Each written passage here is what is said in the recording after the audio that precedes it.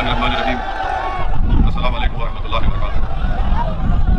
जनाब मोहतरम शौकत साहब, सदर उत्तर प्रदेश मजलिस इत्तेहादुल मुस्लिमीन, मोहतरम जनाब अली साहब, फर्जन जनाब अतीफ साहब, जिला सदर एडवोकेट फ़हीम साहब, फुरखान चौधरी साहब, डॉक्टर यामीन सैफी विधानसभा सदस्य साउथ, शहर सदर हाजी नौशाद कुरैशी साहब, मौलाना असद जमाली तंजीमी सेक्रेटरी मीरठ, जनाब सैयद राना साहब, शोएब त्यागी साहब, मोहतरम जनाब पवन राव अम्बेडकर साहब, नौफिल रोमानी साहब जनरल सेक्रेटरी यूपी, कारी खालिद साहब सदर जमीयत उलमा मीरठ, डॉक्टर मेहताब चौहान साहब वेस्ट यूपी के इंचार्ज, फरहान जुबैरी साहब, हाजी शाहिद सैफी साहब, आवेदक प्रत्याशी साउथ मीरठ, इमरान अंसारी, अनस कुरैशी, विनोद जाटव साहब, मौलाना एजाज साहब, हाजी साहिद साहब, गुलाम साबिर साहब जनरल सेक्रेटरी यूपी, हाजी शाहिद काजी अंसारी वेलफेयर सोसाइटी के सदर हैं, मौजूद हाज़रीन इकराम, बुजुर्गान मिल्लत, मेरे नौजवान साथियों, आपका बेहद शुक्रिया कि आपने आज अपना कीमती वक्त निकालकर मजलिस इत्तेहादुल मुस्लिमीन के इस जलसे आम में शिरकत की। मैं आपका तहे दिल से आपका शुक्रिया अदा करता हूँ। मेरे अजीज दोस्तों और बुजुर्गों, नौजवान साथियों, अभी आपने मजलिस इत्तेहादुल मुस्लिमीन के जिम्मेदारों से बसीर और अफरोज गिरफ्ताबाद को सुना। मैं आपसे गुजारिश करने आया हूँ और आपको ये बताने आया हूँ और आपको ये तयखुन देने आया हूँ कि मैं उत्तर प्रदेश को अपनी ज़ाती अनानियत के लिए नहीं आया हूँ। मैं उत्तर प्रदेश में अपनी मकबूलियत में इजाफा करने के लिए नहीं आया हूँ। मैं अगर उत्तर प्रदेश को आया हूँ और इंशाअल्लाह आता रहूँगा, सिर्फ मेरा मकसद एक ही है और अल्लाह सुब्हानहू व तआला मेरी नीयत से वाकिफ़ है। मेरा उत्तर प्रदेश को आना और यहाँ पर मेरे मजलिस के रुफ़ाओं के साथ मेहनत करना, जुस्तजू करना, उसका एक ही मकसद है, हमारी एक ही ख्वाहिश है कि इस बड़े प्रदेश में जहाँ पर हर ज़ात और बिरादरी ने अपनी अपनी एक सियासी आवाज़ को बनाया, अपनी एक सियासी ताकत को बनवा लिया, अपने नुमाइंदों को उन्होंने अपने वोट से कामयाब करवाया और अपनी एक सियासी शनाख्त पैदा कर ली, जिसकी बुनियाद पर उन तमाम ज़ात और बिरादरियों ने अपने समाज के लिए कुछ हासिल किया। अगर कोई समाज इतनी बड़ी तादाद में रहने के बावजूद भी अगर उसने अपने लिए कुछ हासिल नहीं किया, अपने बच्चों के तालीम का इंतजाम नहीं कर पाए, जिन्होंने अपने मुस्तकबिल को रोशन नहीं कर पाए, जिस समाज की आंखों के सामने बाबरी मस्जिद को शहीद कर दिया गया, जिस समाज के सामने मस्जिद को शहीद करने वालों को कोर्ट ने उनको मुल्जिम करार नहीं दिया, आपकी हमारी आंखों ने मीरठ की सरजमीन पर हमने मलियाना का वो 70 से ज्यादा मुसलमानों का कत्लेआम देखा। आपने मीरठ में हाशिमपुरा में 40 से ज्यादा मुसलमानों को यूपी की पीएसी पुलिस ने ले जाकर नदी के किनारे में उनको गोली मारकर उनको हलाक कर दिया, शहीद कर दिया। हमने फसादों को देखा, मगर मैं आज आपसे हाथ जोड़कर अपील करने आया हूं कि उत्तर प्रदेश के 19% मुसलमानों को अपनी एक सियासी अलहदा ताकत बनाने की जरूरत है। आपको अपनी लीडरशिप को बनाना है। आपको अगर आप चाहते हैं कि उत्तर प्रदेश में आपको आपका हिस्सा मिले, आपका मुकाम मिले, आपको इज्जत मिले, आपसे नाइंसाफी का खात्मा हो, आपके मासूम बच्चे और बच्चियों को स्कूल मिले, नौजवानों को कॉलेज मिले, नौजवानों को नौकरी में उनका हिस्सा मिले, पुलिस का जुल्म का खात्मा हो, तो याद रखो आपको एक सियासी ताकत बनना पड़ेगा। जिस तरह उत्तर प्रदेश में दलितों ने और खास तौर से जाटवों ने बहन मायावती को अपना नेता बनाया, जिस तरह उत्तर प्रदेश के यादवों ने मुलायम सिंह यादव को अपना नेता बनाया, जिस तरह यहाँ पर हर समाज के लोगों ने जाटों के लिए चौधरी चरण सिंह से लेकर अजित सिंह से लेकर आज उनके बेटे ये कहते हैं कि जाट हमारे साथ है। मेरे अजीज दोस्तों और बुजुर्गों, यहाँ पर कुर्मियों ने कई नेताओं को अपने पैदा किया। कितनी ऐसी बिरादरियां हैं, ठाकुर हैं, जो आज उत्तर प्रदेश के मुख्यमंत्री को योगी जरूर है मगर उसको अपना ठाकुर नेता मानते हैं। ब्राह्मण समाज के लोग हैं। एक गवर्नमेंट ऑफ इंडिया में नरेंद्र मोदी की सरकार में एक मंत्री है जिनका नाम टेनी है, क्योंकि उनका ताल्लुक ब्राह्मण समाज से है। उनकी गाड़ी से उनके ही घर में एक साजिश रचाई गई और उस साजिश के नतीजे में उनके बेटे ने अपनी गाड़ी से 4 किसानों को रौंद दिया। मगर नरेंद्र मोदी को अपने आप को बड़ा बहादुर वजीर आजम कहते हैं, वो ब्राह्मण समाज को नाराज नहीं करना चाहते और टेनी को अपनी कैबिनेट से नहीं हटाते। क्यों नहीं हटाते? क्योंकि अगर मैं इसको हटाया तो उत्तर प्रदेश के ब्राह्मण समाज के लोग नाराज हो जाएंगे। अपनी ही गाड़ी से उनके बेटे ने 4 किसानों को खत्म कर दिया। मैं आपको मिसालें इसलिए दे रहा हूं ताकि आपको अंदाजा हो जाए, आपको जानकर तकलीफ भी होगी कि मलियाना का फसाद कब हुआ था। मलियाना का फसाद मई 34 साल हो गए, 70 मुसलमानों को गोली मारकर शहीद कर दिया गया था। अब तक मुकदमा खत्म नहीं हुआ है। 800 तारीख कोर्ट ने दी और हर तारीख 800 तारीख हो गई। माने क्रिमिनल लॉ की एक तारीख बन गई कि 70 मुसलमानों को 34 साल पहले गोली मारकर शहीद कर दिया गया। बदल कर दिया गया। 34 साल में कांग्रेस की सरकार, 34 साल में बीएसपी की सरकार, 34 साल में समाजवादी की, बीजेपी की सरकार, मगर किसी ने भी उन मलियाना में मरने वालों से इंसाफ नहीं किया। मेरे अजीज दोस्तों और बुजुर्गों, याद रखो, आज उत्तर प्रदेश में मुसलमान अगर सबसे कम ग्रेजुएट है तो मुसलमान है, सबसे ज्यादा ड्रॉप आउट है तो मुसलमान है, सबसे ज्यादा अगर जेलों में अंडर ट्रायल है तो मुसलमान है। 19% उत्तर प्रदेश में मुसलमान है और 28% जेल में अंडर ट्रायल है। बताइए, इसके बावजूद भी आप अगर करवट नहीं देंगे तो कब करवट लोगे मुसलमानों? क्या जब शौर्य कयामत होगा तो उठोगे? मैं आपको ये दाद हासिल करने के लिए नहीं कह रहा हूं, मैं कोई शायर नहीं हूं कि कोई शेर पढ़ा आप हवा के नारे लगाएंगे। मैं आपको बता ही रहा हूं कि जब आप यहां से उठकर जाएंगे तो मेरी ये ऐन ख्वाहिश है कि आप में एक तब्दीली पैदा हो जाए, आप में एक सोच पैदा हो जाए, आप में एक फिक्र पैदा हो जाए, क्योंकि आपने बरसों इन तमाम सियासी पार्टियों का साथ किया। बताइए हमने क्या हासिल किया, क्या मिला आपको? आपको हमेशा डराते रहे। 34 साल पहले, 60 साल पहले यही कहा गया फिरका परस्ती को शिकस्त दो, हमने फिरका परस्ती को शिकस्त दी। कभी कहा गया जनसंघ को हराओ, हमने जनसंघ को हराया। फिर कहा कि आपने कांग्रेस से नाराज हुए तो बीएसपी का साथ किया, उनसे नाराज हुए तो समाजवादी का साथ किया।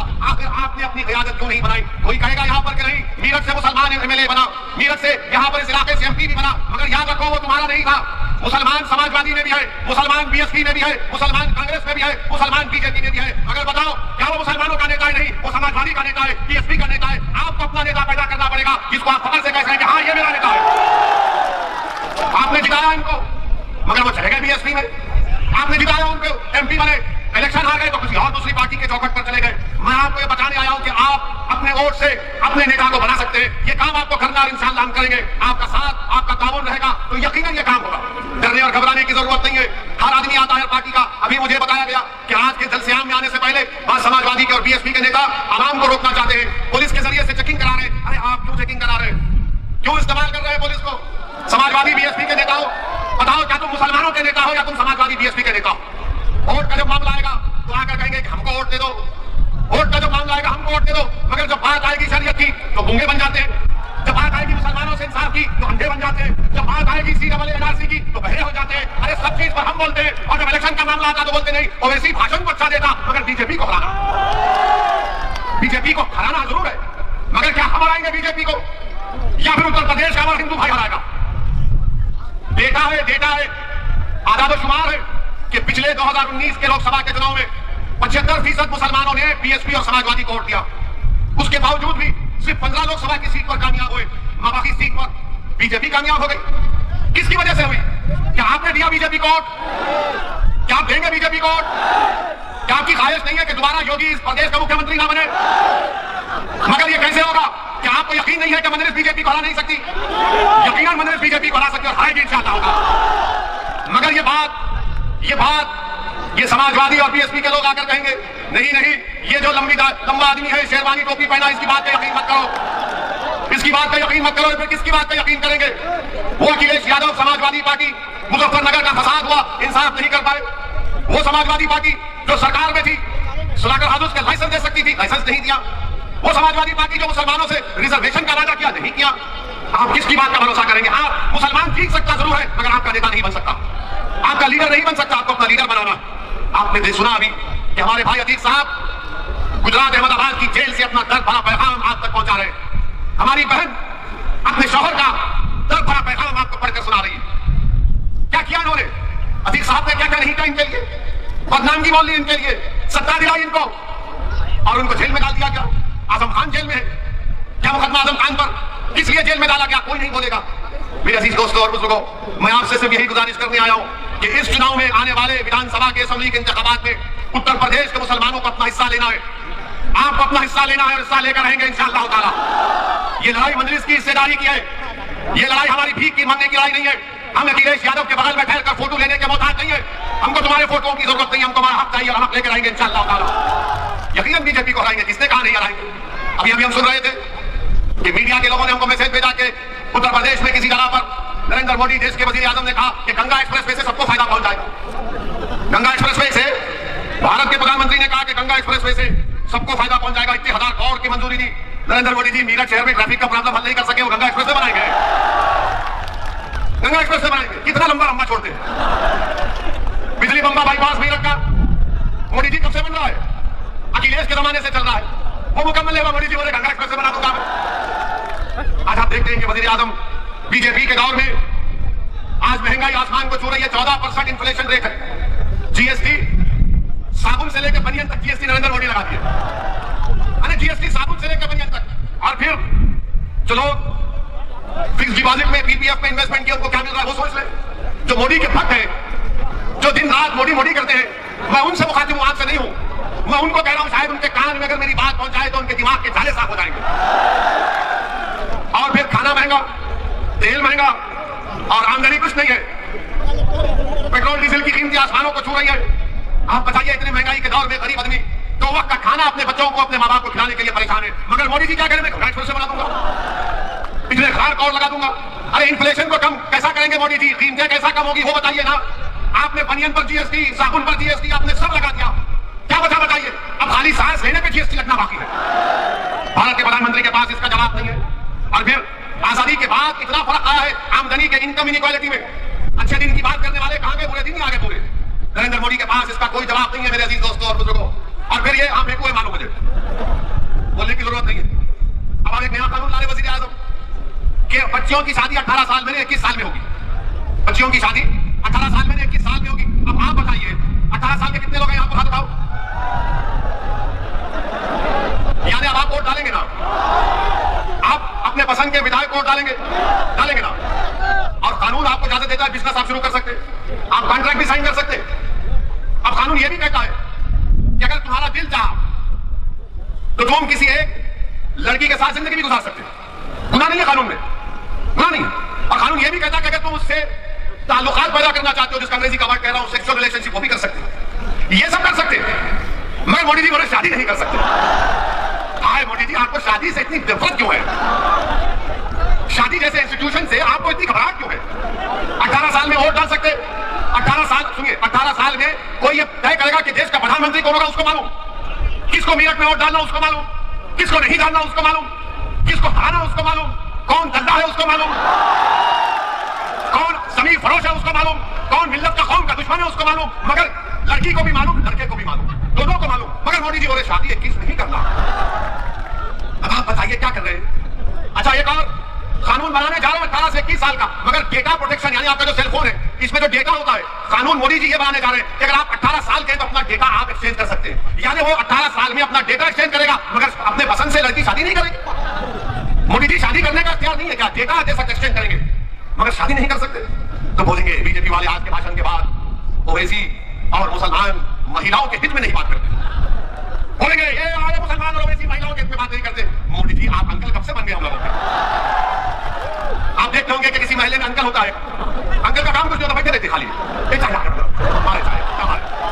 अंकल बोलते वहां क्यों जा रहे तुम? अंकल हर चीज पूछते, क्या खाए, क्या पहना, आज इतनी रात देर से क्यों आए? अभी अंकल कह रहे कि शादी भी कब करना, क्या खाना तो शुरू हो चुका है, ये नहीं खाएंगे वो खाना चाहिए, ये इबादत करना चाहिए वो इबादत नहीं करना चाहिए।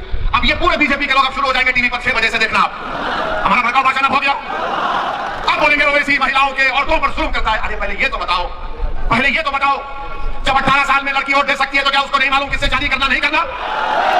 और इस्लाम में जब तक बच्ची की रजामंदी नहीं है शादी नहीं होती, जब तक बच्ची राजी नहीं होती रजामंदी नहीं होती। मगर ये सिर्फ मुसलमानों का नहीं, पूरे देश के नौजवानों का मसला। हर मेरा मानना यह कि 18 साल का नौजवान चाहे वो लड़की हो या लड़का हो, मैं रोज इनसे सीखता हूं कई चीजें। वो मुझे बताते कि देखो ये टेक्नोलॉजी है, इस तरह से आप काम करो फायदा होगा। हम इनको बच्चा नहीं समझना चाहिए। अच्छा मोदी जी आपकी सरकार ने इन लड़कियों के लिए महिलाओं के लिए क्या किया आपने? तो बीजेपी वाले बोलेंगे मोदी जी ने बेटी बचाओ बेटी पढ़ाओ किया। इसमें बेटी बचाओ बेटी पढ़ाओ में क्या था? पार्लियामेंट की स्टैंडिंग कमेटी की रिपोर्ट ये कहती है कि 436 करोड़ इस बेटी बचाओ बेटी पढ़ाओ को दिया गया, जिसमें से माशाल्लाह नरेंद्र मोदी की सरकार ने मोदी की तस्वीर का ऐड देने के लिए 80% पैसे खाली मोदी की तस्वीर में खर्च किए। ये मोदी जी का ऐसा पोस्ट, कभी ऐसा हाथ रख रहे हैं, कभी वहां हाथ रख रहे हैं। यानी 446 करोड़ में मीडिया को इश्तिहार 79% चला गया। अच्छा फिर ये बोलेंगे नहीं ओवैसी महिलाओं के खिलाफ है। मैं महिलाओं के खिलाफ नहीं हूं। अगर हमारे घर का हाल आपको मालूम होता तो आप ये बात नहीं करते। हम यहां पर भड़काऊ भाषण दे सकते, घर में गए तो गूंगे हो जाते हैं अपने सामने उनके सामने। अब आपको मालूम होगा कि महिलाओं का भारत में काम में, वर्क में, लेबर फोर्स में, वर्क पार्टिसिपेशन में 2005 में 26% महिला काम करती थी। मोदी जी 2020 में सिर्फ 16%। क्यों कम हुआ? क्यों कम हुआ? इसके पास इनका कोई जवाब नहीं। और फिर ये बोलते नहीं वेस्टर्न कंट्रीज में ऐसा हो रहा है। सुनो बीजेपी वालों, हम जानते हैं, थोड़ा पढ़ लिख कर आए। अमेरिका में एक प्रदेश है जहां पर बच्चियों को 14 साल की उम्र में शादी की इजाजत है। 14 साल की उम्र में। बर्तानिया में, ऑस्ट्रेलिया में 16 साल की उम्र में शादी की इजाजत है। न्यूजीलैंड में 16 और 19 साल के दरमियान में माँ बाप राजी है तो शादी हो जाती। और भारत में 18 साल में तो मोदी को और दे सकती है हमारी बेटियों, मगर तुम पसंद से अपनी शादी नहीं करोगे। अच्छा, फिर ये बीजेपी वाले हमारे को बोलेंगे नहीं नहीं ओवैसी जो है बच्चों को ज्यादा पैदा करने के लिए मुखालिफत कर रहा। तो बोलते हैं ना, आपको मालूम कि इनसे पूछिए टीएफआर क्या होता है ये संघियों से। हमें टीवी प्रोग्राम में थे, टीवी प्रोग्राम में रिकॉर्डिंग में थे, तो वहां बीजेपी के बड़े नेता बैठे थे, हमने कहा बताओ उत्तर प्रदेश में टीएफआर कितना है? बोले वो क्या होता? उत्तर प्रदेश में टीएफआर क्या है सबका? यानी अगर आज 100 लोग पैदा हुए तो क्या उतने लोग मर रहे हैं? तो जितने पैदा हो रहे हैं उत्तर प्रदेश में उससे ज्यादा लोग मर रहे हैं। उसको टीएफआर समझाने के लिए मोटा टीएफआर क्या है इनको पता ही नहीं है। भारत में टीएफआर क्या है? और ये बार-बार ये बीजेपी आरएसएस वाले बोलते बच्चे बहुत पैदा हो रहे, दो बच्चों का कानून बना दो, बच्चों का कानून देखेंगे। बनाओ। सुप्रीम कोर्ट में जाकर मोदी ने कहा सुप्रीम कोर्ट को कि माय लॉर्ड, भारत में दो बच्चों के कानून की जरूरत नहीं है। क्यों नहीं है? क्योंकि हमारी आबादी में टीएफआर आ चुका है। पूरी विश्व में, पूरी दुनिया में अगर कोई नौजवान मुल्क है तो भारत है। 60% से कम और आबादी हमारे 40 साल से नीचे की है। भारत के वजीर आजम ने भारत की सबसे बड़ा ताकत की डेमोग्राफिक डिविडेंड है। क्या किया उन्होंने? कुछ नहीं किया। सुप्रीम कोर्ट को बोल दिया नहीं बना सकते कानून। अब बोलेंगे नहीं नहीं, बच्चों को टाइम मिलना चाहिए बच्चे पैदा करने में। अरे तुम कौन होते डिसाइड करने वाले? वो बैठ के डिसाइड करेंगे कब पैदा करना नहीं करना। तो बोलेंगे नहीं पढ़े कैसा हो गया? तुमने कौन सा कॉलेज खोला बताओ यूपी में? महिलाओं के लिए कौन सा कॉलेज खोला? क्या किया तुमने भारत में बताओ? कुछ नहीं किया। सिर्फ कानून बनाने जा रहे हैं। देश के प्रधानमंत्री कानून बनाने जा रहे हैं। मेरे अजीज दोस्तों और बुजुर्गों, फिर आप ये भी जानते हैं कि मजलिस के खिलाफ तो बहुत सी बात है। इनका उत्तर प्रदेश का डिप्टी सीएम जनाब मौर्य साहब, केशव प्रसाद मौर्य है ना, हाँ, उन्होंने कहा कि सर पे टोपी पहनने वाले, लुंगी पहनने वाले ये किसी को डराते थे। मौर्य जी, आपका समाज मौर्य है, आप हमारे बारे में सोचना छोड़ दो। आप हम सर पे टोपी रखेंगे, चाहे आप कुछ भी कर लो, हम दाढ़ी छोड़ेंगे, मगर आप अपनी बात करो। बाबा ने आपको स्टूल पे बिठा दिया, बाबा ने इनको स्टूल पे बिठा दिया। बताओ, आप अपने मौर्य समाज के जिम्मेदार लीडर है। एक ठाकुर ने आपको स्टूल पर बिठा दिया, हमको बोल रहे हैं टोपी लूंगी। पहले अपने बारे में सोच लो आप। अच्छा, फिर उत्तर प्रदेश के बारे में बाबा बहुत बोलते ही होगी। आपको मालूम होना चाहिए कि नीति आयोग, मोदी की नीति आयोग की रिपोर्ट कहती है कि मेरठ में 21% लोग गरीब हैं, जिसमें गरीब में खाने को खाना नहीं है, स्कूल के लिए फीस नहीं है। ये नीति आयोग की रिपोर्ट है। अब कौन सा काम उत्तर प्रदेश में हो रहा है? अच्छा, फिर नरेंद्र मोदी बोलते सबका साथ, सबका विकास, सबका विश्वास। बनारस गए तो अपने भाषण में नरेंद्र मोदी ने औरंगजेब और शिवाजी का नाम ले लिया। आपने सुना ना कि क्या क्या शिवाजी का नाम लिया? मोदी जी, क्या आप जानते शिवाजी की तारीफ को? पूछो इन संघ परिवार के लोगों से, क्या तुम जानते शिवाजी की तारीफ को? ये बोले कि शिवाजी मुसलमानों का खिलाफ नहीं था। शिवाजी दीवाने, शिवाजी मुसलमानों का खिलाफ नहीं था। शिवाजी, पूछो इन बीजेपी वालों से कि शिवाजी की नेवी का चीफ कौन था? उसके बहरिया का। शिवाजी के तोप का चीफ कौन था? शिवाजी के साथ आगरा के किला में कौन था? शिवाजी जब आगरा के किला से भाग रहे थे तो कौन मुसलमान जिसका बेटा मुगलों ने उसको किडनैप कर लिया, अपनी जान दे दिया, ये पूरे के पूरे मुसलमान थे शिवाजी के साथ। मगर नरेंद्र मोदी बोलेंगे शिवाजी, नरेंद्र मोदी आप शिवाजी को जाने नहीं। शिवाजी के साथ आपको मालूम है मदारी मेहतर मुसलमान, इब्राहिम खान, दौलत खान, सिद्दीक हिलाल, ये पूरे। और शिवाजी को सूफी बुजुर्ग से बहुत मोहब्बत थी, उसका नाम याकूब बाबा। मोदी जी, शिवाजी अगर आप इतना मानते, बताओ आपके खिलाफ में कौन मुसलमान है? कौन तुम्हारे खिलाफ मुसलमान है? तुम भारत के वजीर आजम हो, आप शिवाजी का नाम ले रहे हैं तो बताओ। मगर हम भारत के वजीर आजम से पूछना चाहते हैं कि क्या ज्ञान भाभी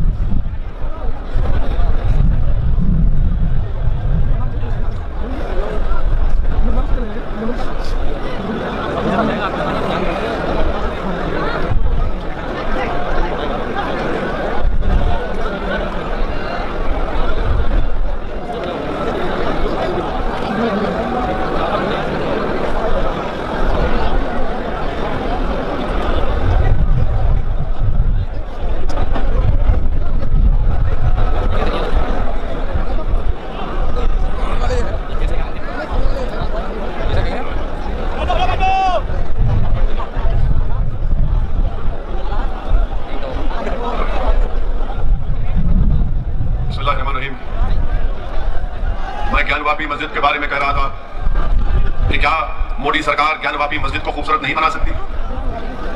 क्या दिल्ली के जामा मस्जिद की तारीखी मस्जिद जो आज उसकी खस्ता हाल हो चुकी है, उसकी तामीर नहीं कर सकती? जब सबका साथ, सबका विकास की बात होती है तो क्या मथुरा में जो मस्जिद है उसकी अच्छा नहीं किया जा सकता? क्या अजमेर की दरगाह को खूबसूरत नहीं बनाया जा सकता? मेरे अजीज दोस्तों और बुजुर्गों, ये भारत के वजीर आजम की पॉलिसी है। सबका विश्वास, सबका विकास की बात करते हैं, सिर्फ जबानी खर्च करते हैं। इनके पास कुछ नहीं है। आज उत्तर प्रदेश में लॉ एंड ऑर्डर नाम की चीज नहीं है। यही मीरठ में मजलिस इत्तेहादुल मुस्लिमीन के रुकने बल्दिया जुबैर अंसारी को गोली मारकर उनको हलाक कर दिया गया। 3 महीने से 4 महीने से ज्यादा हो गया और बीजेपी की सरकार और मीरठ की पुलिस कातिल को नहीं पकड़ सकी। क्यों नहीं पकड़ सकी? क्योंकि जुबैर अंसारी को जिन्होंने कत्ल किया, पुलिस और हुकूमत जानती है कि किसने जुबैर अंसारी को मारा। उत्तर प्रदेश में लॉ एंड ऑर्डर नाम की कोई चीज बाकी नहीं रही। मेरे अजीज दोस्तों और बुजुर्गों, आज आपके पास जैसा कि शौकत साहब ने कहा कि मुर्गी काटने पर मुकदमा, अब हर चीज पर मुकदमा। 20 दिसंबर 2019 को एनआरसी के खिलाफ एहतजाज हुआ। 5 लोगों पर गोली चलाकर उनको हलाक कर दिया गया। 26 लोगों पर एनएसए लगाया गया। हमारे अंसारी बरादरी के लोग अपने पावरलूम इंडस्ट्री के लिए एक फ्लैट रेट की बात कर रहे हैं, तो सरकार नहीं करना चाहती। आम रिटर्निंग लाइसेंस नहीं दिया जाता। और फिर सबसे बड़ी बात यह कि अमित शाह ने 2012 में मीरठ को आकर यह वादा किया था यहाँ के वकीलों से कि मीरठ में हाईकोर्ट की ब्रांच डाली जाएगी, बेंच डाला जाएगा। उसका भी वादा नहीं पूरा कर सके। बताइए, आप रुक कर मीरठ में अमित शाह ने कहा था 2017 में कि यहाँ पर मीरठ में हाईकोर्ट की बेंच डाली जाएगी, वो भूल गए। हर एतबार से बीजेपी ने जो 5 साल का मौका उत्तर प्रदेश की जनता ने उनको दिया, वो उसमें नाकाम साबित हुए। मेरे अजीज दोस्तों और बुजुर्गों, मेरी आपसे गुजारिश है कि डरने और घबराने की जरूरत नहीं है। लोग आकर कहते रहेंगे कि वोट डालना है, यकीनन डालिए वोट, मगर आपको अपनी बार अपनी पार्टी मजलिस इत्तेहादुल मुस्लिमीन को कामयाब करना है। आपको हिम्मत से, हौसले के साथ मजलिस के उम्मीदवारों को कामयाब करना है। याद रखिए कि भारत हो या उत्तर प्रदेश हो, हम अपने मुल्क की जमहूरियत को उसी वक्त मजबूत करेंगे जब हम अपनी अलहदा सियासी लीडरशिप को पैदा करेंगे। मुसलमानों की आवाज भारत में, भारत की संसद में, उत्तर प्रदेश की विधानसभा में उठनी चाहिए। जब तक आप अपने मसाइल को नहीं उठाएंगे, बताइए, शिकायत मुझे आपसे कि अल्ताफ को मार दिया गया कासगंज में, फैसल को मार दिया गया उन्नाव में, जुबैर अंसारी को गोली मार दी गई। बताइए, ये जुल्म का खात्मा कब होगा? ये नाइंसाफियों का खात्मा उस वक्त होगा जब आप मुत्तहिद होकर अपनी एक सियासी ताकत को बनाएंगे। हाँ, मैं जानता हूँ उत्तर प्रदेश में आए दिन कोई ना कोई वाकया मुसलमानों पर जुल्म किया जाता है, मगर मेरे अजीज दोस्तों और बुजुर्गों, याद रखो कि मक्का की सरजमीन है, मक्का की सरजमीन है, बिलाल हबशी है और हजरत बिलाल उमैया बिन खल्फ के गुलाम है और हजरत यासिर बिन अम्मार को कोड़े मारे जा रहे हैं। उमैया बिन खल्फ यासिर बिन अम्मार रज़ी अल्लाह तआला अन्हु को कोड़े मारता है, थक जाता है।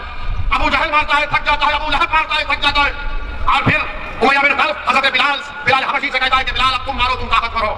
हजरत बिलाल परेशान है, इस्लाम कबूल कर चुके हैं। हजरत अम्मार के करीब जाते हैं तो हजरत अम्मार कहते हैं कि बिलाल आप भी मुझे 2-3 कोड़े मार दीजिए, मगर ये मत कहिए कि आपने इस्लाम को कबूल कर लिया, मार लो मुझे भी 2-3 कोड़े तुम। उमैया बिन खल्फ उनका जिन्होंने हजरत बिलाल को खरीदा था, वो पुकार कर कहता बिलाल मारो इसको। हजरत बिलाल हजरत अम्मार बिन यासिर की तरफ देखते, अबू लहब की तरफ देखते, हजरत अम्मार बिन यासिर की तरफ देखते, उमैया बिन खल्फ की तरफ देखते, हजरत यासिर बिन अम्मार की तरफ हजरत बिलाल देखते और अबू जहल की तरफ देखते हैं और पुकार कर कहते कि सुनो यासिर बिन अम्मार, जब तुम उस अल्लाह वहदहू ला शरीक को मानने वाले हो, जब तुम रसूलुल्लाह सल्लल्लाहु अलैहि वसल्लम के गुलामी का ऐलान कर चुके, तो जब तुम अल्लाह के दीन के लिए कोड़े खा सकते हो तो बिलाल भी तुम्हारे लिए कोड़े खाएगा। और पुकार कर उमैया बिन खल्फ को कहते हैं कि अकेला यासिर बिन अम्मार कोड़े नहीं खाएगा, बिलाल भी कोड़े खाएगा और तुम्हारी मुसीबत का मुकाबला करेगा। मेरे अजीज दोस्तों और बुजुर्गों, कभी भी हालात से मायूस मत हो। अल्लाह कुरान में फरमाता ला तक़नतू मिन रहमतिल्लाह, कि अल्लाह की रहमत से मायूस मत हो। हजरत बिलाल को कैसी तकलीफ दी जाती थी मक्के की सरजमीन पर, रेत पर लिटाकर गरम गरम पत्थर हजरत बिलाल की पीठ पर रख दिए जाते। रसूलुल्लाह सल्लल्लाहु अलैहि वसल्लम ने जब हजरत बिलाल की तकलीफ देखी तो आंख में आंसू आ गए रहमतुल्लाह अलमीन के और दुआ की अल्लाह हजरत बिलाल को बस कुछ आजाद कर दे इस तकलीफ से। सिद्दीक़ अकबर कहते हैं और रसूलुल्लाह सल्लल्लाहु अलैहि वसल्लम की आंख में आंसू देखकर कहते हैं कि या रसूलुल्लाह आपकी आंख में आंसू कैसे हैं? तो रसूलुल्लाह सल्लल्लाहु अलैहि वसल्लम फरमाते हैं कि मैं बिलाल की तकलीफ को बर्दाश्त नहीं कर सकता, कहे कि जो बिलाल को खरीद कर आजाद कर दे। सिद्दीक़ अकबर जाते हैं, हजरत अब्बास से कहते हैं जो उस वक्त तक इस्लाम नहीं कबूल किए, उनसे कहते हैं कि जाओ उमैया बिन खल्फ से बात करो कि उसको आजाद करें और क्या कीमत होगी हम दे देंगे। उमैया बिन खल्फ राजी नहीं होता। सिद्दीक़ अकबर जब आकर कहते हैं कि मैं खरीदना चाहता हूँ, आजाद करना चाहता हूँ हजरत बिलाल को, तो जालिम उमैया बिन खल्फ कहता है कि मैंने 50 दिनार में हजरत बिलाल को खरीदा, 1000 दिनार देना पड़ेगा और तुम्हारे पास जो दो रूमी गुलाम है उसको भी देना पड़ेगा। सिद्दीक़ अकबर राजी होते हैं। हजरत बिलाल को जब उठाते तो हजरत बिलाल, सीरत की किताबों में आया कि हजरत बिलाल जिस तरह सजदे में होते हैं उस तरह सजदे में गिरे हुए और जिस्म पर गरम गरम पत्थर लगे हुए, खून बह रहा है। सिद्दीक़ अकबर हजरत बिलाल को उठाते हैं, अपने घर को लेकर जाते हैं, उनकी सफाई करते हैं, कपड़े पहनाते हैं और उनसे कहते हैं कि चलो। हजरत बिलाल रोना शुरू कर देते हैं। उन्होंने जिंदगी में अपने बाप की मोहब्बत नहीं देखी थी, हजरत बिलाल ने खूब रोते। तो सिद्दीक़ अकबर उनसे कहते हैं कि बिलाल यहीं पर रो लेना, आका के सामने नहीं रोना, मैं दुनिया का रोना देख सकता हूँ। रसूलुल्लाह सल्लल्लाहु अलैहि वसल्लम के आंख में आंसू को बर्दाश्त नहीं कर सकता। दोनों मिलकर रसूलुल्लाह सल्लल्लाहु अलैहि वसल्लम के पास जाते हैं। रसूलुल्लाह सल्लल्लाहु अलैहि वसल्लम हजरत बिलाल का इस्तकबाल करते हैं और सिद्दीक़ अकबर से कहते हैं कि तुमने बहुत बड़ा काम किया, शुक्रिया। ये सिद्दीक़ अकबर हजरत बिलाल से कहते हैं कि रसूलुल्लाह के सामने रोना नहीं, सल्लल्लाहु अलैहि वसल्लम के सामने। वो रसूलुल्लाह सल्लल्लाहु अलैहि वसल्लम के सामने कहते हैं या रसूलुल्लाह मेरी सारी दौलत आप पर कुर्बान, आपने कैसे चुप किया? कहा ये दौलत आपकी है। अब आप अंदाजा लगाइए कि वो हजरत बिलाल जिसको मारा जा रहा था, पीटा जा रहा था, अल्लाह के रसूल ने दुआ की, वो बिलाल आजाद भी हुए और अल्लाह के रसूल सल्लल्लाहु अलैहि वसल्लम ने हजरत बिलाल से कहा कि आओ बिलाल मेरे सीने से लग जाओ। मेरे अजीज दोस्तों और बुजुर्गों, याद रखो ये जुल्म खत्म होगा, ये जुल्म खत्म होगा इंशाअल्लाह ताला। जो लोग आज मजलूमों पर जुल्म कर रहे हैं, तुम खत्म हो गए, तुम्हारा जुल्म खत्म होगा, तुम खत्म हो गए, तुम्हारा वजूद इस जमीन से अल्लाह मिटाएगा इंशाअल्लाह। तुम्हारा जुल्म हमारे हौसलों को, हमारे पैरों में टकराहट नहीं पैदा करेगा। तुम जितना जुल्म करोगे हमारे हौसले बढ़ते जाएंगे, तुम जितना दबाओगे उतना उठेंगे इंशाअल्लाह ताला। क्योंकि अल्लाह ने कुरान में फरमा दिया, जिन्होंने अल्लाह पर ईमान लाया और डट गए जमीन पर, अल्लाह उनकी फरिश्तों से मदद करता। तो तुम डट जाओ जमीन पर, तुम डट जाओ जमीन पर, हिम्मत मत हारो। जैसा कि किसी शायर ने अच्छा कहा, इधर आ सितमगर हुनर आजमाए, इधर आ सितमगर हुनर आजमाए, तू तीर आजमा हम जिगर आजमाए। मेरे अजीज दोस्तों और बुजुर्गों, तारीख में भरी पड़ी है हजरत बिलाल की वो तकालीफ हमारे सामने। हजरत सुमैया को नेजा मारकर उनका हमल साकित कर दिया गया। हजरत सैयदुल शुहरा हजरत हमजा की लाश से क्या किया गया था। तो तुम क्या समझ रहे हो कि हम पर जो जुल्म किया जाएगा? अरे मेरे अजीज दोस्तों और बुजुर्गों, कामयाबी इंशाअल्लाह ताला आपके कदम चूमेगी, कामयाबी कदम चूमेगी। जो लोग आज जुल्म कर रहे हैं, याद रखो इख्तिदार हमेशा किसी के पास रहने वाला नहीं है, इख्तिदार जाएगा इंशाअल्लाह ताला। जो लोग आज जुल्म कर रहे हैं ताकत के बलबूते पर, इख्तिदार के नशे में आकर, कल तुम्हारे पास इख्तिदार नहीं होगा, कल तुम्हारे पास इख्तिदार नहीं होगा। और मेरे अजीज दोस्तों नौजवानों, हमेशा आपसे कह रहा हूं कि अपने दिल पर भरोसा करो, दिमाग पर मत करो। दिमाग तुमको डराएगा। जब हजरत बिलाल को उमय्या बिन खलफ ने कहा कि लो घोड़ा लेकर मारो, तो हजरत बिलाल की नीयत साफ थी। वो देख रहे थे कि अगर मैं नहीं मारूंगा तो आग में डाला जाऊंगा, मुझे मारा जाएगा। मगर दुनिया ने देख लिया कि हजरत बिलाल ने सच्चाई का साथ दिया, हजरत बिलाल ने अपने दिल को माना और सच्चाई का हक का साथ दिया। तो वो उरूज पर पहुंचे। कौन से उरूज पर? कि जब मक्का फतह हुआ तो मक्के की छत पर खड़े होकर सियाफान हजरत बिलाल ने साहब रसूल ने नमाज दी। मेरे अजीज दोस्तों और बुजुर्गों, नौजवानों, याद रखो, किसी शायर ने अच्छा कहा था, अकल को तनकीद से फुर्सत नहीं, अकल को तनकीद से फुर्सत नहीं, इश्क पर ईमान की बुनियाद रखो, इश्क पर ईमान की बुनियाद रखो। अगर तुम यही करते रहोगे बीजेपी आ जाएगी, बीजेपी आ रही तुम्हारी ओर से नहीं, बीजेपी आ रही है तो हिंदुओं की ओर से आ रही है, मुसलमानों की ओर से नहीं आ रही बीजेपी। ये बात तुमको कोई नहीं कहेगा, ये बात तुमको कोई नहीं कहेगा। मैं तुम्हारे दरमियान में खोलकर कह रहा हूं, मैं किसी मजहब का खिलाफ नहीं हूं, मैं किसी मजहब का खिलाफ नहीं हूं, ना कभी रहूंगा। सच्चाई को बयान कर रहा हूं। बल्कि मेरी तो ख्वाहिश है कि मजलिस के साथ दलित भी खड़ा हो, हमारा भाई, मजलिस के साथ हमारे ओबीसी समाज के भाई और उनकी बरादरियां खड़े हो जाए। हम तो चाहते हैं कि पूरा वंचित समाज एक जगह पर हो जाए, ये हमारी कोशिश है। मगर ये आकर कहना कि बीजेपी आ जाएगी, अरे बीजेपी मेरी वजह से नहीं आ रही है, बीजेपी आ रही है तो किसी और की ओर से आ रही है। वो मोदी का दीवाना हो चुका है, हम नहीं हुए हैं। उनके दिलो दिमाग पर मोदी छा चुका है, हमारे दिलो दिमाग पर मोदी नहीं छाया हुआ है।